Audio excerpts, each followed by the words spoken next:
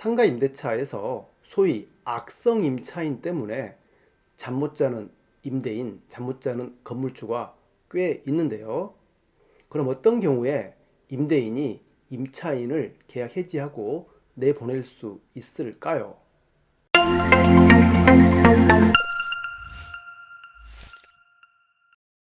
네, 안녕하십니까. 서울시황박사 황규현입니다. 상가 임대차는 한 번 계약을 체결하고 나면 보통 1년 또는 2년 계약을 하죠. 양 당사자 모두 특별한 사유가 없는 한 그 계약 기간, 약정 기간을 준수할 의무가 있습니다. 그리고 임대차는 개인적 신뢰를 기초로 하는 계속적 법률 관계이기 때문에 그 기간을 약정했더라도 양 당사자 중 한 명이 신뢰 관계 파괴하는 행위, 즉 배신적 행위를 하거나 의무 불이행을 하면 임대차 계약을 해지할 수 있습니다. 그럼 임차인으로서 어떤 의무가 있을까요?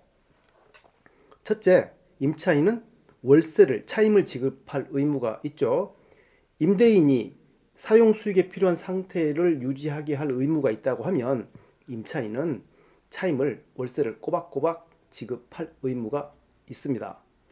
두 번째, 임차인은 계약 또는 임차물 성질에 따라서 정해진 용법으로 사용 수익할 의무가 있죠. 세 번째, 임대인의 동의 없이는 제3자에게 사용 수익, 즉 전대하면 안 됩니다. 네 번째, 계약 종료 반환할 때까지 임차인은 선량한 관리자의 주의로서 임차물을 보존해야 할 의무가 있습니다.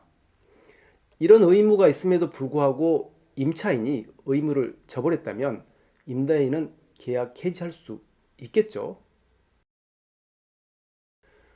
화면에 보이는 바와 같이 임차인이 임차인의 의무를 저버린 경우 임대인은 계약을 해지할 수 있습니다. 첫째, 임차인이 3개월분 월세를 연체할 때, 그때 임대인은 해지하면 바로 계약은 해지됩니다. 다만 주의할 점은 3개월분 월세를 연체했더라도 임대인이 계약 해지 통보하기 전에 월세 일부라도 임차인이 입금을 해버린다면 그때는 계약 해지 안 됩니다. 다만 임대인은 계약 종료하고 나서 임차인의 계약 갱신 요구를 거절할 수는 있겠죠. 두 번째, 임차인이 임대인의 동의 없이 임차물을 통째로 전대할 때는 임대인은 계약을 해지할 수 있습니다. 통째로 전대할 때. 다만 일부 전대할 때는 임대차 계약이 종료하고 나서 임대인은 임차인의 계약 갱신 요구를 거절할 수는 있습니다. 세 번째, 임차인이 임대인의 동의 없이 임의로 개축, 중축하거나 무단으로 용도 변경할 때죠. 그리고 네 번째, 계약을 했는데 계약 목적과 다르게 임차인이 사용 수익한다면 그때는 임대인은 계약을 해지할 수 있습니다. 다섯 번째, 임차인의 파산입니다. 임차인이 파산할 때는 계약을 해지할 수 있는데요. 임대인이 파산한 임차인에게 계약 해지 통고하고 6개월 지나면 임대차는 종료하게 됩니다. 그리고 환산보증금 금액이 일정 금액 초과한 경우, 서울은 9억 원이죠.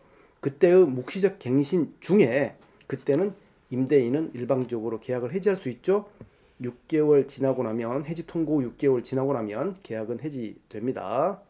그리고 마지막으로 임차인이 의무를 현저히 위반한 경우에 그때도 임대인은 계약을 해지할 수 있습니다. 네, 오늘은 약정한 계약 기간이 있음에도 불구하고 임대인이 계약을 해지할 수 있는 경우를 살펴봤습니다. 감사합니다.